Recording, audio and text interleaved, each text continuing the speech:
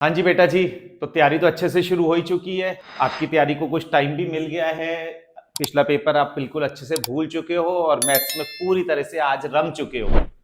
तो एक क्वेश्चन लेके आया हूं प्रोबेबिलिटी का, बेस थ्योरम का क्वेश्चन है, बहुत ही अच्छा क्वेश्चन है। A card from the pack of 52 cards is lost. We have been given 52 cards, 52 playing cards are there. अब इन 52 प्लेइंग कार्ड्स में से एक कार्ड खो गया, -1 मींस एक कार्ड खो गया, one card is lost. What is the number with us? Now 51 cards are with us. Of the pack, 2 cards are drawn. अब इसमें से 2 कार्ड्स को निकाला, ये निकाल दिए 2 card, 2 cards are drawn and are found to be both diamond. ये दोनों के दोनों कार्ड्स जो निकले, दोनों डायमंड कार्ड्स हैं, both are diamonds. Find the probability that the lost card being diamond, lost card भी डायमंड का ही हो, इस बात की प्रोबेबिलिटी हमें फाइंड करनी है। तो देखो E1, let the lost card is diamond. जो लॉस्ट कार्ड है, जो कार्ड हमसे खो गया है, वो डायमंड का है। E2 हम कंडीशन ले लेते हैं, let the lost card is not diamond. तो पहला केस हमने कह दिया E1 is lost card is diamond and E2 is lost card is not diamond. तो PE1 अगर लॉस्ट कार्ड डायमंड का है तो कितने डायमंड होते हैं हमारे पास? 13 are the favour case and total cases are 52. This could be written as 1/4. So 1/4 is the probability that the lost card is being diamond. And PE2 1 minus PE1 हो जाएगा, क्योंकि दो ही आउटकम्स है ना, इधर इट इज डायमंड और not diamond.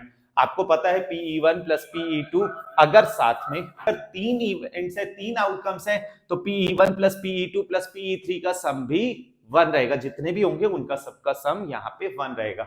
So it will be 1 minus 1/4. So it will be 3/4 is the probability that the lost card is not diamond. अब अगली कंडीशन क्या आती है? If the lost card is diamond, तो 2 और diamond निकालनी है। A on E1, A on E1 is lost diamond, then 2 more diamonds. When lost card is diamond, then 2 more diamonds के chances क्या होंगे? P A on E1, P on E1 क्या हुआ? अब मेरे पास कितने डायमंड बचे? डायमंड्स मेरे पास बचे 12. C2, out of 12 I want to take out 2 cards. Out of 12 cards I want to take out 2 cards. On मेरे पास कितने कार्ड्स बचे थे? 51. C2. अब कई बार ऐसा होता है, 11 की बात है, कॉम्बिनेशन मुझे याद नहीं है, कोई बात नहीं, और आप क्या करोगे? पहला कार्ड निकालना है 12 ऑन 51, 12 में से एक निकालना है। अगली बार एक कार्ड निकल गया ना, वो वापस तो नहीं रखोगे, 11/50, इसे सिंप्लीफाई करोगे, यही आएगा, तो कोई परेशान होने वाली बात नहीं है।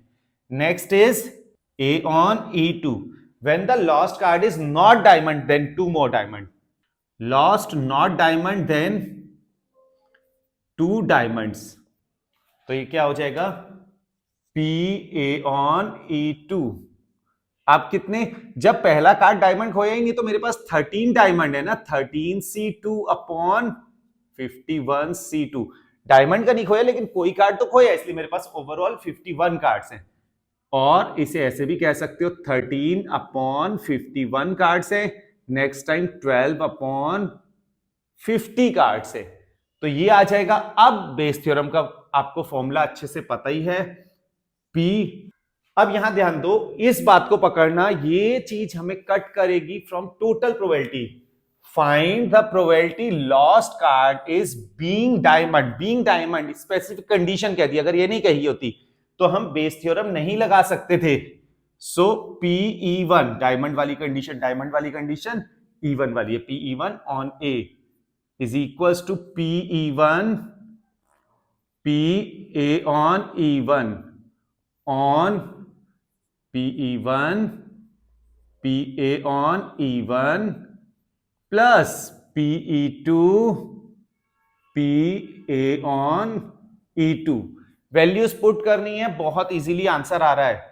PE1 की वैल्यू कितनी है 1/4 इंटू PA/E1 की वैल्यू कितनी है 12/51 इंटू 11/50 अपॉन सेम चीज है यहाँ पे 1/4 into 12/51 into 11/50 plus PE2 3/4 into 13/51 into 12/50।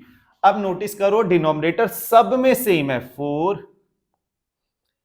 50 and 51 LCM ले, ये देखो ये आ गया 12 इंटू 11 अपॉन नीचे मैं ना 12 कॉमन ले लेता हूं, तो 12 जैसे मैंने कॉमन लिया तो नोटिस करो इधर 11 रह गया और इधर क्या रह जाएगा 3 इंटू 13 रह गया।